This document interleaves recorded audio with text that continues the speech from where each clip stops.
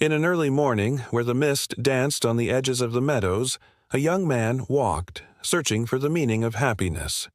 His heart was heavy with hopes and fears, and his mind clouded with endless questions. At the edge of an ancient forest, he met a wise old man whose words floated like a gentle breeze among the trees. This sage was none other than the shadow of a timeless philosopher, Arthur Schopenhauer. They sat together under an ancient tree, and the old man began to speak, not with loud sermons, but with quiet stories that planted themselves deep within the heart without notice, offering him lessons about life. First lesson: accept life as it is. The old man said, gazing at the bare branches, "Do not seek paradise in a world where pain was born. Accept life as it is, incomplete, ever-changing, because resisting it will only breed more misery." The young man realized that much of his suffering stemmed from his refusal to accept reality. Second lesson: live in the present. The old man whispered, catching a yellow leaf falling from a branch, "The past is ruins, and the future a mirage, but the present moment is a gift. Drink your coffee now, smile now, live now."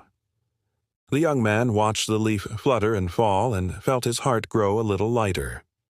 Third lesson: desire less. Looking up at the sky, the old man said, "The more desires you have, the heavier your chains of suffering become. Be like the little brook. It flows gently and never envies the mighty river." The young man understood that contentment was not weakness, but a hidden strength. Fourth lesson: do not compare yourself to others, pointing to a line of trees, each unique in shape and shadow. The old man said, "Why would the oak compare itself to the willow? Every creature completes its own story. Be yourself, and do not let others' mirrors distort your image." The young man smiled, for the first time in a long while, content with himself. Fifth lesson: be kind to yourself. The old man patted the young man's shoulder and said, "Be your own friend. Forgive yourself when you falter, and praise yourself when you succeed. You are the closest soul to your own heart. Do not become its executioner." The young man sighed with relief, as if shedding a heavy cloak of self-blame. Sixth lesson: rely on yourself. The old man whispered, "True happiness cannot be borrowed from others.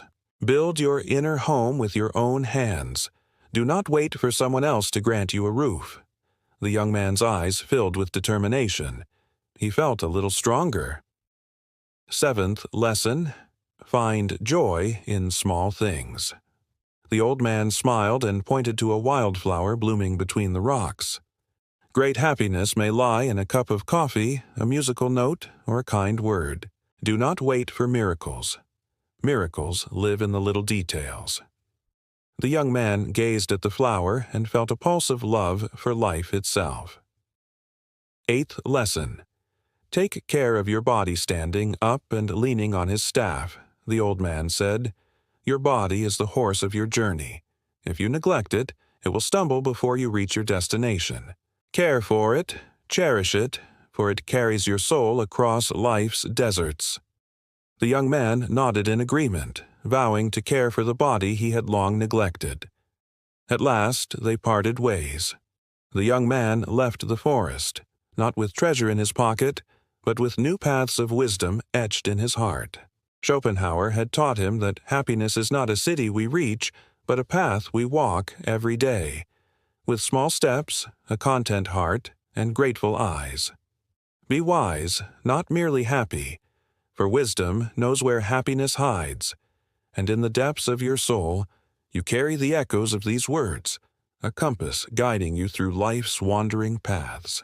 When shadows gather and choices test your spirit, remember the lessons whispered beneath the ancient tree. For in life's grand tapestry, it is the threads of wisdom and acceptance that truly weave the cloth of happiness.